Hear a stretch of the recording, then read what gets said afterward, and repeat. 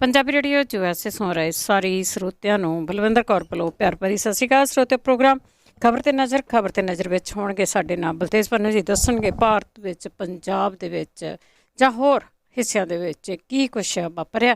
ਖਬਰਾਂ ਤੇ ਨਜ਼ਰ ਮਾਰਾਂਗੇ। ਖਬਰਾਂ ਤੋਂ ਪਹਿਲਾਂ ਧੰਨਵਾਦ ਸਾਡੇ ਸਪਾਂਸਰ ਦਾ, ਜਿਨ੍ਹਾਂ ਨੇ ਇਸ ਪ੍ਰੋਗਰਾਮ ਨੂੰ ਸਪਾਂਸਰ ਕੀਤਾ, ਸਭ ਤੱਕ ਪਹੁੰਚਾਇਆ। ਮਨਦੀਪ ਸਿੰਘ ਜੀ ਸੈਨੋਜੇ ਤੋਂ, ਗੁਰਚਰਨ ਸਿੰਘ ਜੀ ਬੇਕਰਸਫੀਲਡ, ਮਨਜੀਤ ਸਿੰਘ ਦੀਵਾਨਾ ਫਰਜ਼ਨੋ, ਬੀਸਲਾ ਪਰਿਵਾਰ ਫਰਜ਼ਨੋ, ਸਤਨਾਮ ਸਿੰਘ ਸ਼ੇਰਗਿੱਲ ਸਲਮਾ, ਗੁਰਦੀਪ ਸਿੰਘ ਵਿਰਦੀ ਕਲੋਵਸ, ਖਾਲਸਾ ਇੰਸ਼ੋਰੈਂਸ ਏਜੰਸੀ ਸੈਨੋਜੇ। 4082725000 ਇਹਨਾਂ ਦਾ ਫੋਨ ਨੰਬਰ ਹੈ। ਇਸ 'ਤੇ ਕਾਲ ਕਰਕੇ ਤੁਸੀਂ ਕੋਈ ਵੀ ਇਨਫੋਰਮੇਸ਼ਨ ਲੈਣੀ ਹੈ, ਲੈ ਸਕਦੇ। ਸਾਡੇ ਨਾਲ ਜੁੜ ਚੁੱਕੇ ਨੇ ਬਲਤੇਜ ਪੰਨੂ ਜੀ। ਸਤਿ ਸ਼੍ਰੀ ਅਕਾਲ, ਸਵਾਗਤ ਹੈ ਜੀ।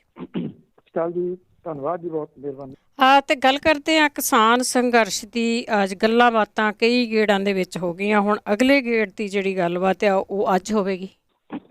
ਦੇਖੋ, ਇਸ ਤਰ੍ਹਾਂ ਹੈ ਕਿ ਮਿੰਟ ਦੀ ਜਿਹੜੀ ਜਾਣਕਾਰੀ ਹੈ, ਸਥਿਤੀ ਹੈ ਜਿਹੜੀ ਉਹ ਬਦਲ ਰਹੀ ਹੈ ਹਰ ਮਿੰਟ ਦੇ ਉੱਤੇ। ਇਸ ਵੇਲੇ ਕਈ ਮੁਹਾਜ਼ਾਂ ਦੇ ਉੱਤੇ ਜਿਹੜੇ ਕਿਸਾਨ ਆਗੂ ਨੇ ਉਹ ਲੜ ਰਹੇ ਆ। ਦੋ ਵੱਡੇ ਮੁਹਾਜ਼ ਜਿਹੜੇ ਖੁੱਲੇ ਹੋਏ ਆ, ਉਹ ਤਾਂ ਕੇਂਦਰ ਦੀ ਸਰਕਾਰ ਦੇ ਨਾਲ ਗੱਲਬਾਤ ਹੈ। ਦੂਜਾ ਜਿਹੜਾ ਜੀ ਪੁਲਿਸ ਦੇ ਨਾਲ ਗੱਲਬਾਤ 26 ਜਨਵਰੀ ਨੂੰ ਜਿਹੜਾ ਉਹ ਲੈ ਕੇ ਕੱਲ ਜਿਹੜੀ ਉਹ ਗੱਲਬਾਤ ਪੁਲਿਸ ਦੇ ਨਾਲ ਕਿਸੇ ਸਿਰੇ ਨਹੀਂ ਜਿਹੜਾ ਉਹ ਲੱਗੀ। ਇਹ ਮੀਟਿੰਗ ਕਰਨ ਤੋਂ ਬਾਅਦ ਫਿਰ ਦੂਸਰੀ ਮੀਟਿੰਗ ਜਿਹੜੀ ਸ਼ੁਰੂ ਹੋ ਗਈ, ਜਿਹੜੀ ਕਿ ਕੇਂਦਰ ਦੀ ਸਰਕਾਰ ਦੇ ਵੱਲੋਂ ਇਹ ਕਿਹਾ ਗਿਆ ਕਿ ਚਲੋ 1.5-2 ਸਾਲ ਵਾਸਤੇ ਜਿਹੜੇ ਇਹ ਖੇਤੀ ਕਾਨੂੰਨ ਨੇ ਇਹਨਾਂ ਨੂੰ ਰੱਦ ਕਰ ਦਿੰਦੇ ਆ ਤੇ ਇੱਕ ਕਮੇਟੀ ਜਿਹੜੀ ਉਹ ਬਣਾ ਦਿੰਦੇ ਆ। ਬਹੁਤ ਲੰਬੀ ਚੱਲੀ ਹੈ ਮੀਟਿੰਗ, ਕਰੀਬ 8 ਘੰਟੇ।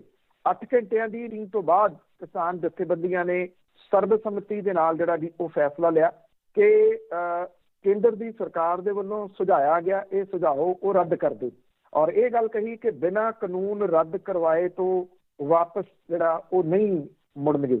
ਸ਼ਹੀਦੀਆਂ ਪਾਉਣ ਵਾਲੇ 147 ਜਿਹੜੇ ਕਿਸਾਨ ਸੀ ਉਹਨਾਂ ਨੂੰ ਸ਼ਰਧਾਂਜਲੀਆਂ ਦਿੱਤੀਆਂ ਗਈਆਂ।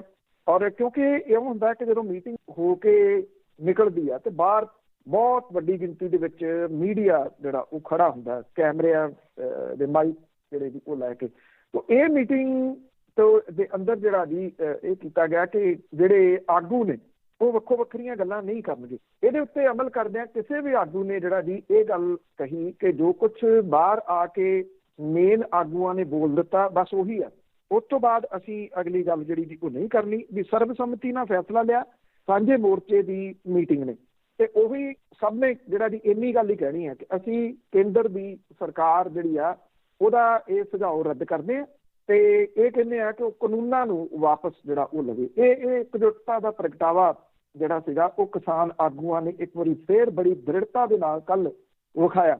ਜਦੋਂ ਇਹ ਜਿਹੜਾ ਜੀ ਬਾਹਰ ਆ ਕੇ ਇਹ ਗੱਲ ਬਾਹਰ ਆਈ ਤੇ ਨਾਲ ਦੀ ਨਾਲ ਜਿਹੜੀਆਂ ਕੇਂਦਰ ਦੀ ਸਰਕਾਰ ਦੀਆਂ ਮੀਟਿੰਗਾਂ ਸੀਗੀਆਂ ਉਹ ਸਟਾਰਟ ਹੋ ਗਈ। ਤੁਸੀਂ ਇਹ ਕਰੋ ਪਾੜਨ ਦੇ ਯਤਨ, ਫੁੱਟ ਪਾਉਣ ਦੇ ਯਤਨ ਜਿਹੜੇ ਉਹ ਬੜੇ ਕੀਤੇ ਗਏ, ਪਰ ਪੇਚਾ ਜਿਹੜਾ ਜੀ ਉਹ ਉਹਨਾਂ ਸੁਹਿਰਦ ਲੀਡਰਸ਼ਿਪ ਦੇ ਨਾਲ ਪੈ ਗਿਆ, ਜਿਹੜੀ ਕਿ ਸਰਕਾਰ ਤੋਂ ਕਈ ਸਟੈਪ ਅੱਗੇ ਚੱਲ ਰਹੀ ਹੈ। ਜਿਉਂ ਇਹ ਅੰਦੋਲਨ ਸ਼ੁਰੂ ਹੋਇਆ ਉਦੋਂ ਤੋਂ ਲੈ ਕੇ ਅੱਜ ਜਿਹੜੀ ਮੀਟਿੰਗ ਹੋਊਗੀ ਦੁਪਹਿਰ ਵੇਲੇ ਇਹ ਮੀਟਿੰਗ ਹੋਣੀ ਹੈ, ਉਹਦੇ ਵਿੱਚ ਕੇਂਦਰ ਦੀ ਸਰਕਾਰ ਅਗਲਾ ਜਿਹੜਾ ਜੀ ਉਹ ਪੱਤਾ ਕੀ ਖੇਡਦੀ ਹੈ। ਕਿਉਂਕਿ ਕੇਂਦਰ ਦੀ ਸਰਕਾਰ ਨੇ ਬਾਲ ਜਿਹੜੀ ਹੈ ਜੀ ਉਹ ਸੁੱਟੀ ਕਿਸਾਨਾਂ ਦੇ ਖੇਮੇ 'ਚ ਵੀ ਵੇਖੋ ਭਲਾ ਕਿੱਧਰ ਨੂੰ ਜਾਂਦੀ ਹੈ। ਕਿੰਨੀਆਂ ਕੁ ਜਥੇਬੰਦੀਆਂ ਇਹ ਗੱਲ ਕਹਿੰਦੀਆਂ ਨੇ ਵੀ ਜੋ ਮਿਲਦਾ ਉਹ ਲੈ ਲਓ, ਵੀ ਰੱਦ ਕਰਾ ਲਓ, ਹਾਲ ਦੀ ਘੜੀ ਮੁੜ ਕੇ ਕਿਹਨੇ ਪੁੱਛਣਾ।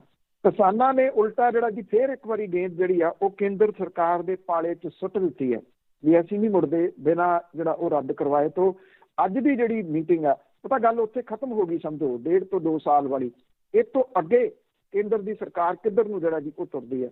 ਵਕਤ ਜਿਹੜਾ ਉਹ ਕੇਂਦਰ ਦੀ ਸਰਕਾਰ ਨੂੰ ਪਿਆ ਹੋਇਆ, ਵਕਤ ਤੇ ਅੰਦਰੋਂ ਅੰਦਰੀ ਬਹੁਤ ਪਿਆ ਹੋਇਆ ਜੀ ਉਹਨਾਂ ਨੂੰ। ਅੱਗੇ ਗੱਲ ਕਰਦੇ ਹਾਂ ਦਿੱਲੀ ਦੇ ਵਿੱਚ ਟਰੈਕਟਰ ਪਰੇਡ ਦੇ ਲਈ ਕਿਸਾਨਾਂ ਦੀ ਲਾਮਬੰਦੀ। ਦੇਖੋ, ਇੱਕ ਤਾਂ ਜਿਹੜੇ ਦਿੱਲੀ ਪੁਲਿਸ ਨਾਲ ਮੈਂ ਤੁਹਾਨੂੰ ਦੱਸਿਆ ਕਿ ਗੱਲਬਾਤ ਕਿਸੇ ਪਾਸੇ ਨਹੀਂ ਲੱਗੀ।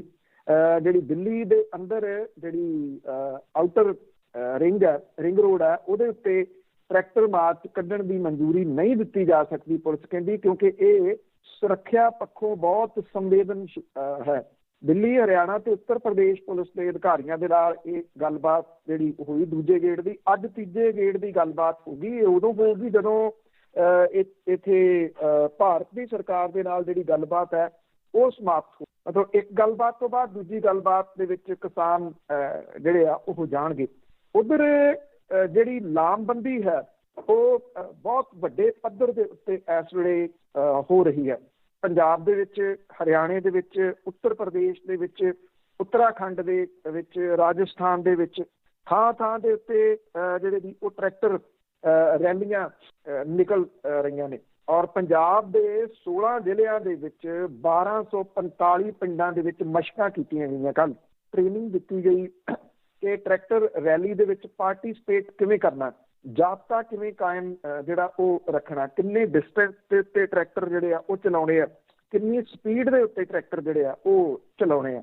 ਇਹਦੀਆਂ ਜਿਹੜੀਆਂ ਰਿਹਰਸਲਾਂ ਨੇ ਉਹ ਥਾਂ ਥਾਂ ਦੇ ਉੱਤੇ ਪਿੰਡਾਂ ਦੇ ਵਿੱਚ ਜਿਹੜੀਆਂ ਉਹ ਕੀਤੀਆਂ ਜਾ ਰਹੀਆਂ ਨੇ। ਗਣਤੰਤਰ ਦਿਵਸ ਦੇ ਮੌਕੇ ਦੇ ਉੱਤੇ ਰਾਜਧਾਨੀ ਦੇ ਵਿੱਚ ਦੇਸ਼ ਦੇ ਕਿਸਾਨਾਂ ਦਾ ਜਿਹੜਾ ਇਹ ਟਰੈਕਟਰ ਮਾਰਚ ਹੈ, ਉਹਨੇ ਇੱਕ ਬਹੁਤ ਵੱਡਾ ਜੋਸ਼ ਜਿਹੜਾ ਉਹ ਭਰਿਆ ਕਿਸਾਨਾਂ ਦੇ ਵਿੱਚ। ਹਾਲਾਤ ਇਹ ਨੇ ਕਿ ਬਹੁਤ ਸਾਰੇ ਸਵਾਲ ਵੀ ਪਹਿਲਾਂ ਆਉਂਦੇ ਸੀਗੇ, ਗੱਲ ਵੀ ਜਿਹੜੀ ਹੁੰਦੀ ਸੀਗੀ ਕਿ ਕਿੰਨੇ ਕੁ ਦਿਨ ਕਿਤੇ ਬਹਿ ਲੈਣਗੇ, ਲੋਕ ਮੁੜਨੇ ਸ਼ੁਰੂ ਹੋ ਜਾਣੇ ਆ। ਬੜੀਆਂ ਸਾਰੀਆਂ ਝੂਠੀਆਂ ਵੀਡੀਓ ਜਿਹੜੀਆਂ ਸੀਗੀਆਂ ਉਹ ਚਲਾਈਆਂ ਗਈਆਂ ਵੀ ਆਹ ਦੇਖੋ ਜੀ, ਆਹ ਸੜਕ ਸਾਰੀ ਖਾਲੀ ਹੋ ਗਈ ਆ, ਇਹ ਭਰੀ ਹੋਈ ਸੀ, ਲੋਕ ਪਿੰਡਾਂ ਨੂੰ ਮੁੜ ਗਏ।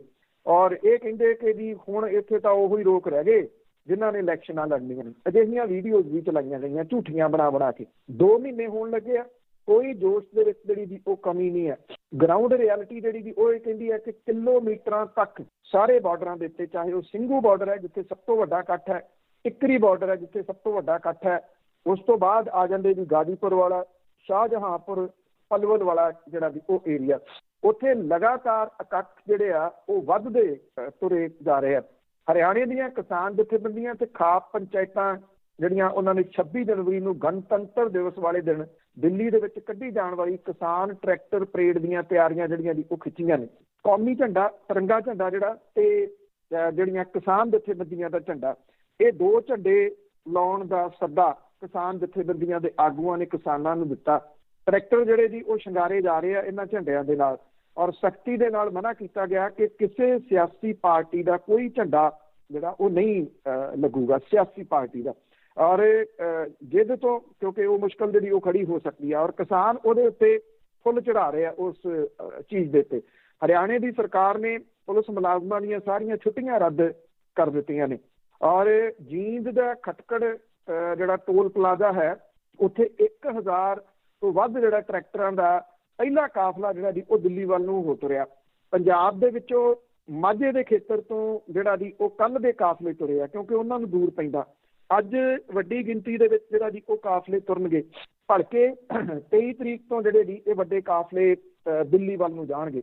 ਕਿੰਨਾ ਟਰੈਕਟਰ ਦਿੱਲੀ ਦੀਆਂ ਸਰਹੱਦਾਂ ਦੇ ਉੱਤੇ ਚਫੇਰਿਓਂ ਆ ਜਾਂਦਾ, ਇਹਦੀ ਕੋਈ ਗਿਣਤੀ ਮਿਣਤੀ ਜਿਹੜੀ ਦੀ ਉਹ ਕਰ ਸਕਣੀ ਔਖੀ ਆ, ਕਿਉਂਕਿ ਗਿਣਤੀਆਂ ਇੱਕ ਲੈਵਲ ਤੱਕ ਹੁੰਦੀਆਂ ਨੇ, ਉਸ ਤੋਂ ਬਾਅਦ ਫਿਰ ਗਿਣਤੀ ਮਿਣਤੀ ਜਿਹੜੀ ਦੀ ਉਹ ਨਹੀਂ ਰਹਿ ਜਾਂਦੀ। ਇਹ ਜਿਹੜੀ ਕਿਸਾਨ ਟਰੈਕਟਰ ਪਰੇਡ ਆ, ਪਹਿਲਾਂ ਜਿਹੜੀ ਸਰਕਾਰ ਸੀ ਉਹਨੇ ਇਹਨੂੰ ਲਿਆ ਹਲਕੇ 'ਚ ਵੀ ਗੱਲ ਹੀ ਕੋਈ ਨਹੀਂ, ਕੀ ਕਿਤੇ ਹੋ ਚੱਲਿਆ, ਸੁਪਰੀਮ ਕੋਰਟ ਨੇ ਇਹਦੇ ਤੇ ਪਾਬੰਦੀ ਲਾ ਦੇਣੀ ਹੈ ਤੇ ਅੱਗੋਂ ਫਿਰ ਪਾਣੀ ਦੀਆਂ ਜਿਹੜੀਆਂ ਦੀ ਉਹ ਮਸ਼ਕਾਂ ਸਾਡੇ ਕੋਲੇ ਹੈਗੀਆਂ ਨੇ ਕਿਸਾਨਾਂ ਦੇ ਉੱਤੇ ਸੁੱਟਣ ਦੇ ਵਾਸਤੇ। ਸੁਪਰੀਮ ਕੋਰਟ ਪਿਛਾਂਹ ਹਟ ਗਏ ਔਰ ਇਹ ਕਿਹਾ ਕਿ ਦਿੱਲੀ ਦੀ ਪੁਲਿਸ ਜਿਹੜੀ ਹੈ ਜੀ ਉਹ ਵੇਖੇ। ਜਦੋਂ ਦਿੱਲੀ ਦੀ ਪੁਲਿਸ ਜਿਹੜੀ ਸੀ ਉਹ ਮੀਟਿੰਗਾਂ ਜਿਹੜੀਆਂ ਕਰ ਰਹੀ ਹੈ ਕਿਸਾਨਾਂ ਦੇ ਨਾਲ, ਉਹ ਆਪਣੀ ਗੱਲ ਦੇ ਉੱਤੇ ਅੜੇ ਹੋਏ ਆ ਕਿ ਅਸੀਂ ਨਹੀਂ ਇਹ ਤਸ ਤੋਂ ਮਸ ਨਹੀਂ ਹੁੰਦੇ ਭੋਰਾ ਵੀ 26 ਤਰੀਕ ਨੂੰ ਇਹ ਪਰੇਡ ਤਾਂ ਕਰਾਂਗੇ। ਔਰ ਇਹ ਬਹੁਤ ਸਪਸ਼ਟ ਲਫ਼ਜ਼ਾਂ ਦੇ ਵਿੱਚ ਜਿਹੜਾ ਵੀ ਉਹ ਕਿਸਾਨ ਆਗੂਆਂ ਨੇ ਕਹਿ ਦਿੱਤਾ। ਇਹ ਉਹਨਾਂ ਲੋਕਾਂ ਦੇ ਵਾਸਤੇ ਵੀ ਮੈਸੇਜ ਹੋਊਗਾ ਜੀ ਜਿਨ੍ਹਾਂ ਨੇ ਧਮੱਚੜ ਪਾ ਦਿੱਤਾ ਸੀ ਕੁਝ ਦਿਨ ਪਹਿਲਾਂ। ਇਹ ਡਰ ਗਏ, ਇਹ ਡਰਪੋਕ ਨੇ, ਇਹ ਫੈਸਲਾ ਨਹੀਂ ਲੈ ਸਕਦੇ, ਇਹਨਾਂ ਤੋਂ ਫੈਸਲਾ ਨਹੀਂ ਲਿਆ ਜਾਣਾ, ਗਦਾਰ ਤੱਕ ਜਿਹੜਾ ਵੀ ਉਹ ਕਹਿ ਦਿੱਤਾ। ਉਹਨਾਂ ਲੋਕਾਂ ਨੂੰ ਹੁਣ ਆਪਣੀ ਅਕਲ ਨੂੰ ਹੱਥ ਜਿਹੜਾ ਵੀ ਉਹ ਜ਼ਰੂਰ ਮਾਰਨਾ ਚਾਹੀਦਾ ਕਿ ਇਹ ਸਟ੍ਰੈਟਜੀ ਹੁੰਦੀ ਆ ਅੰਦੋਲਨਾਂ ਦੀ, ਜਿਸ ਸਟ੍ਰੈਟਜੀ ਦੇ ਤਹਿਤ ਲੀਡਰਸ਼ਿਪ ਜਿਹੜੀ ਹੈ ਉਹ ਚੱਲ ਰਹੀ ਆ, ਫੂਕ ਕੇ ਕਦਮ ਰੱਖ ਰਹੀ ਆ।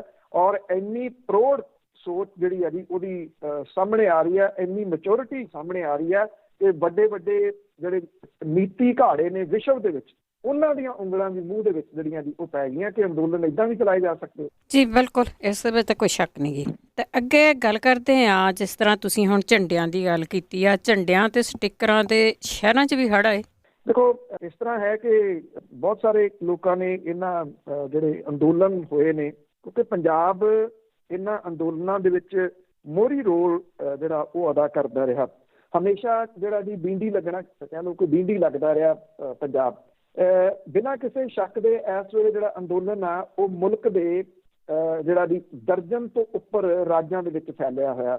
ਉੜੀਸਾ ਤੋਂ ਆਉਂਦੀਆਂ ਜਿਹੜੀਆਂ ਬੱਸਾਂ ਨੇ ਉਹਨਾਂ ਨੂੰ ਉੱਤਰ ਪ੍ਰਦੇਸ਼ ਦੇ ਵਿੱਚ ਘੇਰ ਕੇ ਉੱਤਰ ਪ੍ਰਦੇਸ਼ ਦੀ ਪੁਲਿਸ ਖੜੀ ਆ। ਉਹ ਕਹਿੰਦੇ ਆ ਕਿ ਤੁਸੀਂ ਪਹਿਲਾਂ ਰੂਟ ਉਹਨਾਂ ਦੇ ਬਾਰ-ਬਾਰ ਬਦਲੇ ਜਾ ਰਹੇ ਆ। ਜੇ ਰੂਟ ਜਿਹੜੇ ਉਹ ਬਦਲੇ ਨਾ ਹੁੰਦੇ ਹੁਣ ਨੂੰ ਇਹ ਦਿੱਲੀ ਪਹੁੰਚੇ ਹੁੰਦੇ। ਉੜੀਸਾ ਵਰਗੇ ਸੂਬੇ ਤੋਂ ਹਜ਼ਾਰਾਂ ਦੀ ਗਿਣਤੀ ਦੇ ਵਿੱਚ ਇਹ ਕਿਸਾਨ ਨੇ ਜਿਹੜੇ ਕਿ ਦਿੱਲੀ ਆਉਣਾ ਚਾਹੁੰਦੇ ਨੇ। ਉਹਨਾਂ ਬੱਸਾਂ ਨੂੰ ਰੋਕ ਕੇ ਇਹ ਕਿਹਾ ਜਾ ਰਿਹਾ ਕਿ ਤੁਸੀਂ ਪਹਿਲਾਂ ਆਗਰਾ ਜਾਓ, ਉਧਰ ਦੀ ਜਿਹੜਾ ਦੀ ਆਓ, ਤਾਂ ਕਿ 26 ਜਨਵਰੀ ਤੱਕ ਇਹ ਪਹੁੰਚ ਨਾ ਸਕਣ। ਉਹਨਾਂ ਨੂੰ ਥਾਂ-ਥਾਂ ਦੇ ਉੱਤੇ ਖਰਾਬ ਕੀਤਾ ਜਾ ਰਿਹਾ।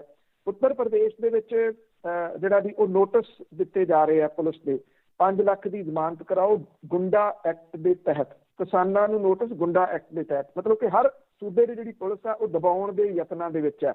ਪੰਜਾਬ ਦੇ ਵਿੱਚ ਜਿਹੜਾ ਇਸ ਅੰਦੋਲਨ ਨੂੰ ਲੈ ਕੇ ਮੇਲੇ ਵਰਗਾ ਮਾਹੌਲ ਜਿਹੜਾ ਜੀ ਉਹ ਬਣਦਾ ਜਾ ਰਿਹਾ। ਲੋਕਾਂ ਨੂੰ ਇੱਕ ਕਿਸਮ ਦੇ ਨਾਲ ਚਾਅ ਚੜੇ ਪਏ ਆ ਜੀ ਇਸ ਅੰਦੋਲਨ ਦੇ। ਔਰ ਕੱਲ ਕੋਈ ਗੱਲ ਕਰਦਾ ਸੀ ਇੱਕ ਸ਼ੋਅ ਦੇ ਉੱਤੇ ਕਿ ਤੁਸੀਂ ਵੀ ਇਹ ਅਪੀਲ ਕਰੋ ਲੋਕਾਂ ਨੂੰ, ਮੁੰਡਿਆਂ ਨੂੰ, ਕਿ ਉਹ ਜਿਹੜੇ ਟਰੈਕਟਰਾਂ ਦੇ ਬੋਨਟ ਦੇ ਉੱਤੇ ਕਿਉਂ ਬੈਠੇ ਨੇ, ਉਹਨਾਂ ਦੀ ਸੱਟ ਪੇਟ ਜਿਹੜੀ ਜੀ ਉਹ ਲੱਗ ਸਕਦੀ ਆ। ਮੈਂ ਉਦੋਂ ਇਹ ਗੱਲ ਕਹੀ ਸੀ ਵੀ ਇਹ ਉਹ ਨੌਜਵਾਨ ਨੇ ਜਿਨ੍ਹਾਂ ਨੂੰ ਅਸੀਂ ਚਿੱਟੇ ਦੇ ਢੇਰ ਤੇ ਬੈਠਿਆਂ ਦੇਖਿਆ, ਜਿਹੜੇ ਮੌਤ ਦੇ ਢੇਰ ਦੇ ਵਿੱਚੋਂ ਉੱਠ ਕੇ ਟਰੈਕਟਰਾਂ ਦੇ ਬੋਨਟਾਂ ਤੇ ਚੜ੍ਹ ਗਏ। ਇਹਨਾਂ ਨੂੰ ਕੁਝ ਨਹੀਂ ਹੋਣ ਲੱਗਿਆ। ਹੁਣ ਜਿਹੜਾ ਪੰਜਾਬ ਦੇ ਵਿੱਚ ਜਿਹੜੇ ਇਸ ਵੇਲੇ ਕਿਸਾਨੀ ਝੰਡੇ ਸਟਿੱਕਰ ਜਿਹੜੇ ਆ ਉਹਨਾਂ ਦੇ ਹੜ੍ਹ ਆਏ ਹੋਏ ਆ। ਦੇਖੋ ਇਹੋ ਜਿਹੇ ਮੌਕੇ ਦੇ ਉੱਤੇ ਇਹ ਹੁੰਦਾ ਕਿ ਲੱਗੀ ਕੀਮਤ ਜਿੰਨਾ ਮਿਲ ਸਕੇ ਲੋਕ ਖਰੀਦਣ ਨੂੰ ਉੱਤੇ ਵੀ ਤਿਆਰ ਨੇ, ਪਰ ਦੁਕਾਨਦਾਰ ਕੋਈ ਵੀ ਜਿਹੜਾ ਜੀ ਉਹ ਮੁਨਾਫਾ ਨਹੀਂ ਇਹਦੇ ਵਿੱਚੋਂ ਕਮਾ ਰਿਹਾ। ਲੱਗੀ ਕੀਮਤ ਦੇ ਉੱਤੇ ਦੁਕਾਨਦਾਰ ਆਪਣੇ ਪੱਲਿਓਂ ਜਿਹੜਾ ਜੀ ਉਹ ਲਾ ਕੇ ਤੇ 500 ਝੰਡਾ ਮੇਰੇ ਵੱਲੋਂ, 500 ਝੰਡਾ ਮੇਰੇ ਵੱਲੋਂ। ਮੈਂ ਅੱਗੇ ਇੱਕ ਦਿਨ ਗੱਲ ਕੀਤੀ ਸੀ ਪੰਜਾਬ ਫਸਟ ਜਿਹੜਾ ਨਾਂ ਦੀ, ਉਹਨਾਂ ਨੇ 20,000 ਝੰਡੇ ਜਿਹੜੇ ਉਹ ਪਹਿਲੀ ਖੇਪ ਦੇ ਵਿੱਚ ਲੋਕਾਂ ਨੂੰ ਦਿੱਤੇ ਆ ਕਿ ਚੌਂਕਾਂ ਦੇ ਵਿੱਚ ਆਪਣੇ ਘਰਾਂ ਦੇ ਉੱਤੇ ਜਿਹੜਾ ਇਹ ਝੰਡੇ ਲਾਓ। ਪਿੰਡਾਂ ਦੇ ਵਿੱਚ ਇਹ ਝੰਡਿਆਂ ਦਾ ਹੜ੍ਹ ਦੇਰ ਪਹਿਲਾਂ ਆ ਗਿਆ। ਜਦੋਂ ਇਹ ਅੰਦੋਲਨ ਸ਼ੁਰੂ ਹੋਇਆ ਉਦੋਂ ਇਹ ਜਾਗਰਤੀ ਦੀ ਮਿਸਾਲ ਜਿਹੜੀ ਉਹ ਬਣਨ ਲੱਗ ਪਈ ਸੀਗੀ। ਕਈ ਲੋਕ ਸੋਚਦੇ ਸੀ ਵੀ ਝੰਡੇ ਜਿਹੜੇ ਨੇ ਇਹ ਥੋੜ੍ਹੇ ਚਿਰ ਹੁੰਦੇ ਨੇ ਤੇ ਉਸ ਤੋਂ ਬਾਅਦ ਲੋਕਾਂ ਨੇ ਜਿਹੜਾ ਜੀ ਉਹ ਭੁੱਲ ਭੁਲਾ ਜਾਣਾ। ਪਰ ਇੱਥੇ ਜਿਹੜੇ ਇਹੋ ਜਿਹਾ ਸੋਚਣ ਵਾਲੇ ਸੀ ਉਹ ਗਲਤ ਨਿਕਲੇ। ਸਿਆਸੀ ਪਾਰਟੀਆਂ ਅੰਦਰ ਵਾੜਤੀਆਂ ਇਹਨਾਂ ਜਿਹੜਾ ਜੀ ਉਹ ਝੰਡਿਆਂ ਨੇ। ਅੱਜ ਹਾਲਾਤ ਇਹ ਨੇ, ਹਰ ਗੱਡੀ ਉਹਦੇ ਪਿੱਛੇ ਜਿਹੜਾ ਜੀ ਉਹ ਕਿਸਾਨ ਅੰਦੋਲਨ ਦਾ ਸਟਿੱਕਰ ਲੱਗਿਆ ਹੈ, ਉਹਦੇ ਉੱਤੇ ਝੰਡਾ ਜਿਹੜਾ ਜੀ ਉਹ ਲੱਗਿਆ। ਦੁਕਾਨਾਂ ਦੇ ਉੱਤੇ ਤੁਸੀਂ ਚਲੇ ਜਾਓ, ਉਚੇਚੇ ਤੌਰ ਦੇ ਉੱਤੇ ਕਿਸਾਨਾਂ ਨੂੰ ਸਪੋਰਟ ਕਰਦੇ। ਕੱਲ ਜਿਹੜਾ ਜਿੱਦਾਂ ਦੇਖਿਆ ਜਿਹੜੀਆਂ ਟਾਇਰਾਂ ਵਾਲੀਆਂ ਦੁਕਾਨਾਂ ਨੇ ਉਹਨਾਂ ਸਾਰਿਆਂ ਦੇ ਜਿਹੜੇ ਮੇਨ ਸ਼ਟਰ ਨੇ ਉਹਨਾਂ ਦੇ ਉੱਤੇ ਵੀ ਸਪੋਰਟ ਫਾਰਮਰ ਜਿਹੜਾ ਜੀ ਉਹ ਲਿਖਿਆ ਹੋਇਆ, ਕਿਉਂਕਿ ਫਾਰਮਰ ਦੇ ਸਿਰ ਤੇ ਉਹ ਚੱਲਦੇ ਨੇ। ਛੋਟੀਆਂ ਛੋਟੀਆਂ ਦੁਕਾਨਾਂ, ਵੱਡੇ ਵੱਡੇ ਜਿਹੜੇ ਸਟੋਰ ਨੇ, ਹਰੇਕ ਨੇ ਇਹ ਦੱਸਣ ਦੀ ਕੋਸ਼ਿਸ਼ ਕੀਤੀ ਆ ਕਿ ਉਹ ਕਿਸਾਨਾਂ ਦੇ ਹੱਕ ਦੇ ਵਿੱਚ ਆ ਔਰ ਕਿਸਾਨਾਂ ਦੇ ਇਸ ਅੰਦੋਲਨ ਦੀ ਸਪੋਰਟ ਜਿਹੜੀ ਆ ਉਹ ਕਰਦਾ। ਜਿਹੜੇ ਕੁਝ ਲੋਕ ਨੇ ਉਹ ਚੌਂਕਾਂ ਦੇ ਵਿੱਚ ਜਿਹੜਾ ਜੀ ਉਹ ਬੈਠੇ ਨੇ ਇਹਨਾਂ ਸਟਿੱਕਰਾਂ ਨੂੰ ਜਿਹੜਾ ਜੀ ਉਹ ਲੈ ਕੇ।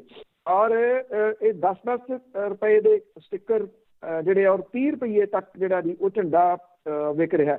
ਇਹ ਵਿਕ ਰਿਹਾ, ਪਰ ਜਿਹੜੇ ਮੁਫਤ ਨੇ ਉਹ ਵੱਖਰੇ ਜਿਹੜੇ ਉਹ ਦਿੱਤੇ ਜਾ ਰਹੇ ਨੇ।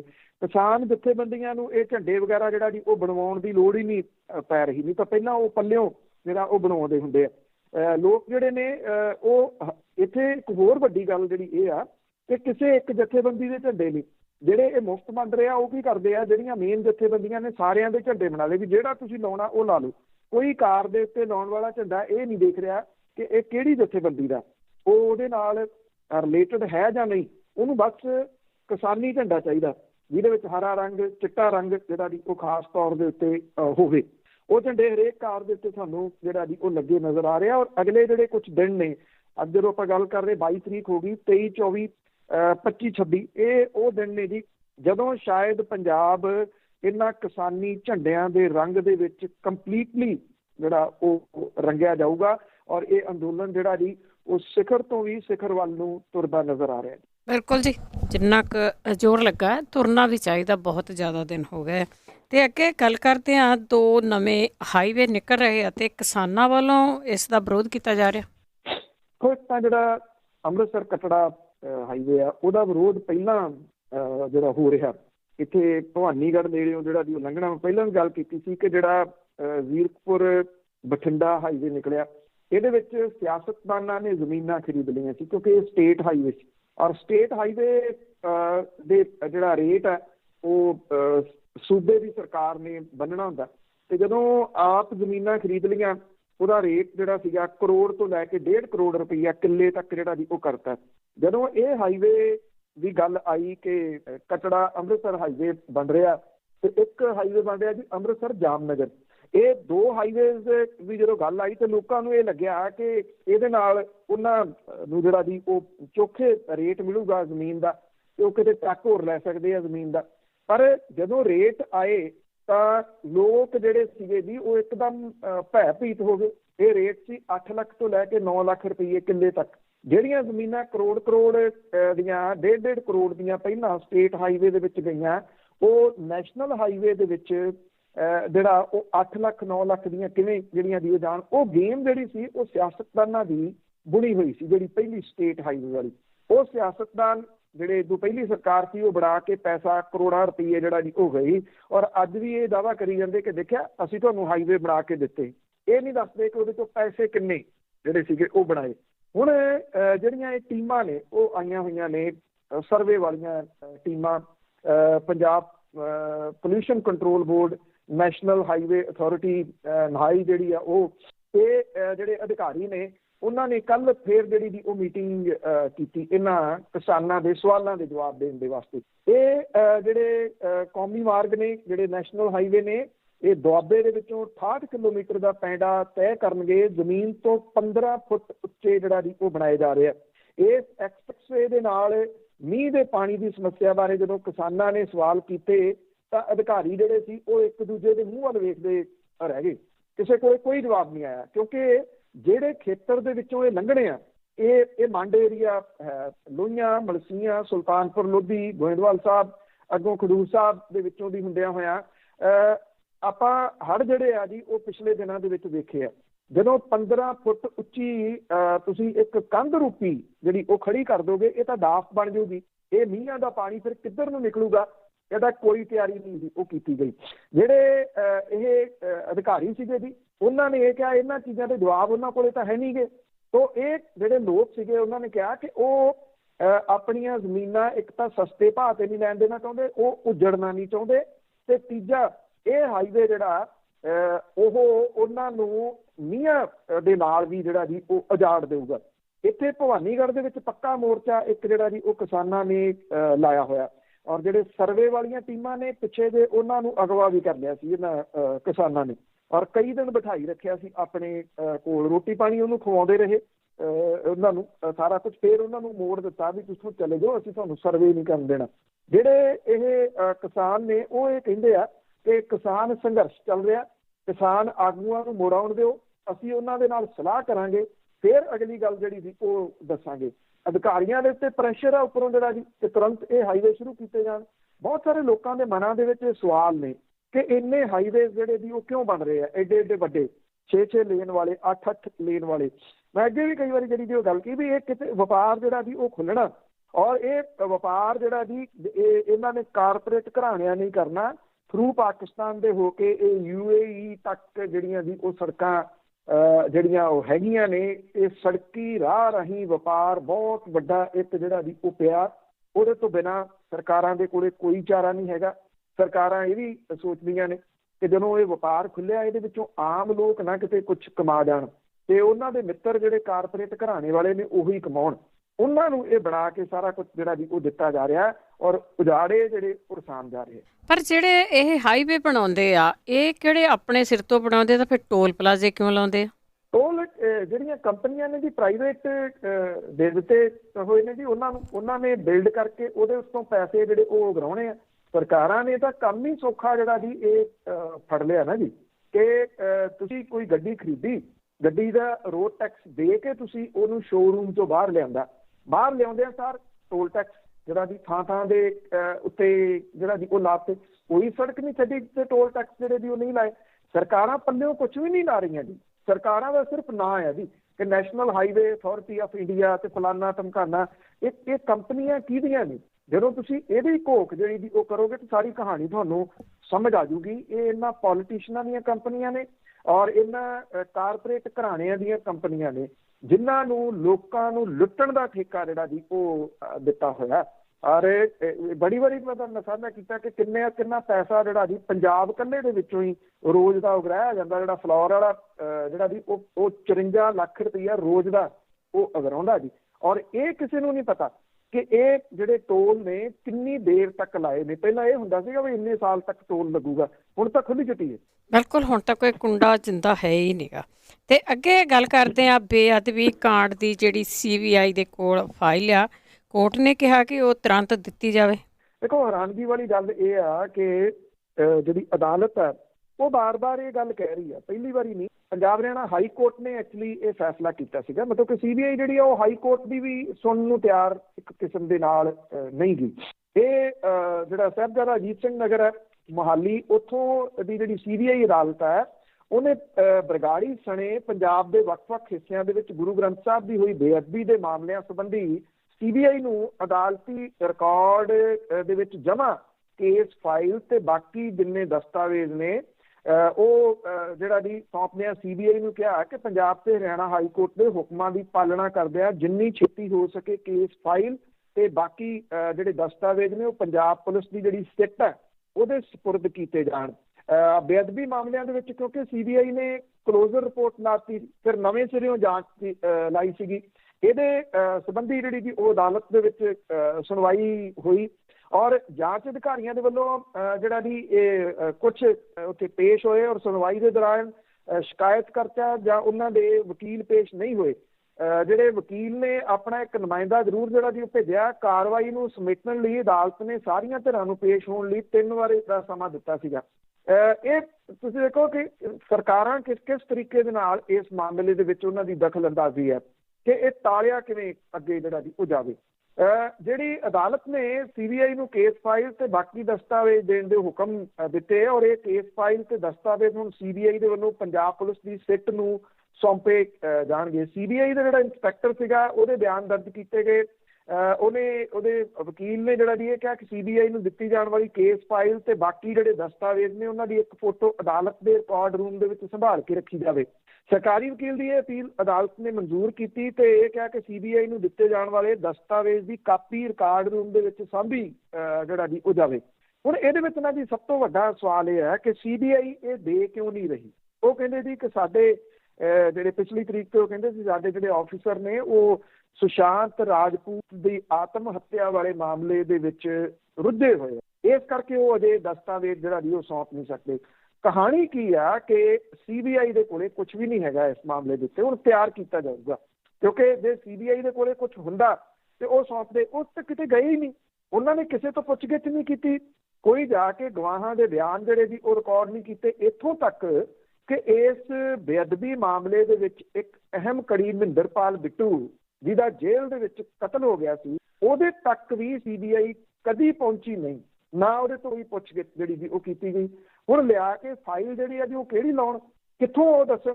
CBI ਨੇ ਜਦੋਂ ਕਲੋਜ਼ਰ ਰਿਪੋਰਟ ਲਾਈ ਸੀ ਉਹਦੇ ਵਿੱਚ ਉਹਨੇ ਇਹ ਗੱਲ ਕਹੀ ਸੀ ਕਿ ਸਾਨੂੰ ਨਾ ਕੋਈ ਗਵਾਹ ਲੱਭਿਆ, ਨਾ ਇਹਦੇ ਕੋਈ ਸਬੂਤ ਜਿਹੜੇ ਜੀ ਉਹ ਲੱਭੇ ਕਿ ਇਹ ਬੇਅਦਬੀ ਕਿਵੇਂ ਹੋਈ ਸੀ। ਇਹ ਤਾਂ ਰੌਲਾ ਪੈ ਗਿਆ ਤੇ CBI ਮੁੜ ਕੇ ਫੇਰ ਅਦਾਲਤ ਦੇ ਵਿੱਚ ਚਲੇ ਗਈ ਜੀ ਨਹੀਂ ਅਸੀਂ ਤਾਂ ਇਹਨੂੰ ਖੋਲ੍ਹਣਾ ਜਿਹੜਾ ਜੀ ਉਹ ਚਾਹੁੰਦੇ ਆ ਇਸ ਕੇਸ ਨੂੰ ਦੁਬਾਰਾ।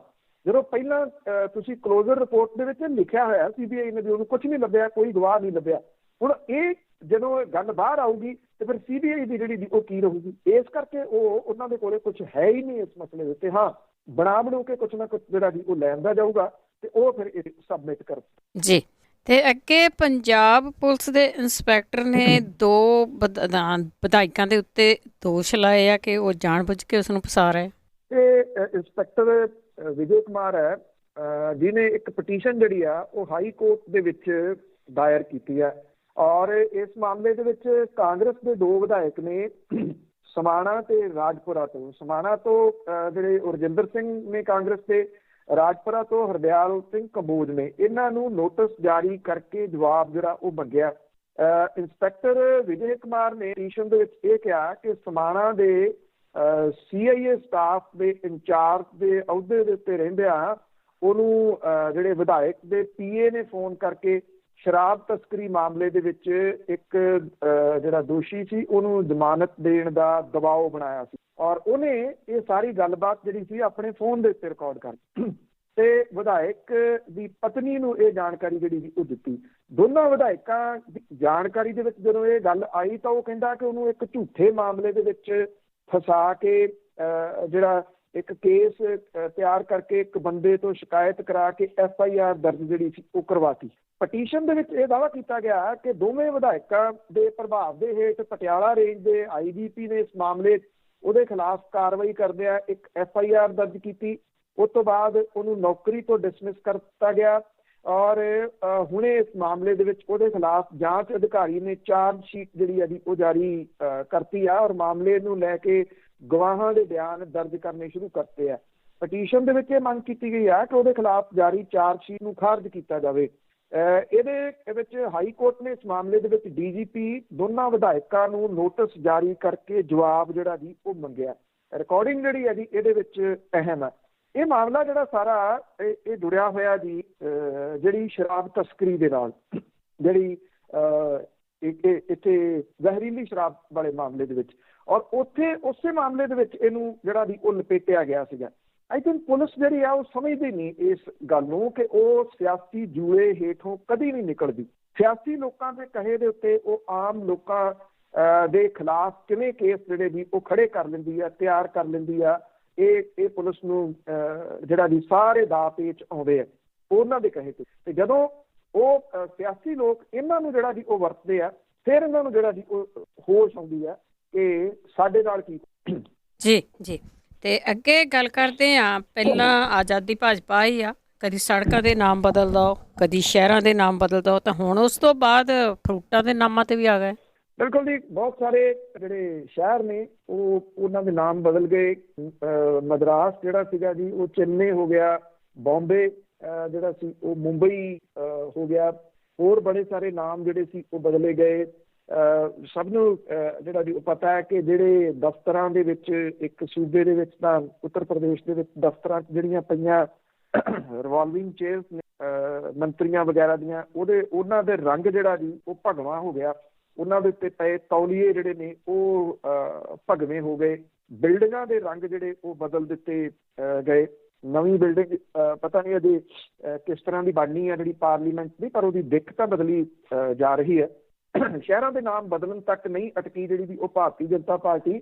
ਹੁਣ ਤਰੀਕੇ ਦੇ ਨਾਮ ਹੋਇਆ ਇਹ ਹੈ ਜੀ ਕਿ ਜਿਹੜੇ ਗੁਜਰਾਤ ਦੇ ਮੁੱਖ ਮੰਤਰੀ ਨੇ ਉਹਨਾਂ ਨੇ ਇੱਕ ਫਰੂਟ ਦਾ ਨਾਮ ਜਿਹੜਾ ਜੀ ਉਹ ਬਦਲਣ ਦੀ ਗੱਲ ਜਿਹੜੀ ਉਹ ਕਰ ਦਿੱਤੀ। ਵਿਜੇ ਰੁਪਾਣੀ ਨੇ ਗੁਜਰਾਤ ਦੇ ਮੁੱਖ ਮੰਤਰੀ ਡਰੈਗਨ ਫਰੂਟ ਜਿਹੜਾ ਜੀ ਇਹਦਾ ਨਾਮ ਉਹਨਾਂ ਨੇ ਬਦਲ ਦਿੱਤਾ ਔਰ ਇਹਦਾ ਨਾਮ ਬਦਲ ਕੇ ਕਮਲਮ ਜਿਹੜਾ ਵੀ ਉਹ ਕਰ ਦਿੱਤਾ।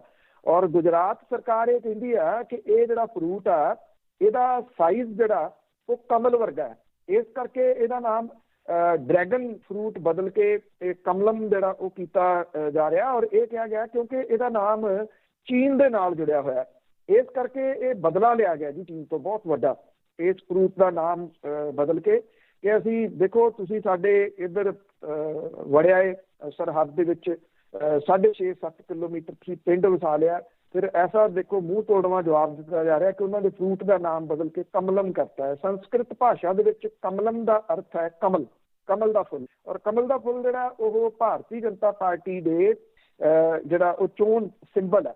ਔਰ ਇਹ ਕਿਹਾ ਜਾ ਰਿਹਾ ਕਿ ਇਹ ਫਲ ਜਿਹੜਾ ਉਹ ਬੜੀ ਤੇਜ਼ੀ ਦੇ ਨਾਲ ਭਾਰਤ ਦੇ ਵਿੱਚ ਲੋਕਾਂ ਦੇ ਵਿੱਚ ਫੇਮਸ ਹੋ ਰਿਹਾ ਡਰੈਗਨ ਫਰੂਟ ਜਿਹੜਾ ਵੀ। ਔਰ ਇਹਨੂੰ ਇੱਕ ਇਹਦੇ ਵੱਖਰੇ ਸਵਾਦ ਦੇ ਵਾਸਤੇ ਜਿਹੜਾ ਉਹ ਪਸੰਦ ਕੀਤਾ ਜਾ ਰਿਹਾ। ਤੇ ਜਿਹੜੇ ਗੁਜਰਾਤ ਦੇ ਮੁੱਖ ਮੰਤਰੀ ਨੇ ਉਹਨਾਂ ਨੂੰ ਇਹ ਲੱਗਿਆ ਕਿ ਇਹਦੇ ਨਾਲ ਤਾਂ ਜਿਹੜਾ ਵੀ ਬਹੁਤ ਵੱਡਾ ਬਦਲਾ ਲਿਆ ਜਾ ਸਕਦਾ ਚਾਈਨਾ ਤੋਂ।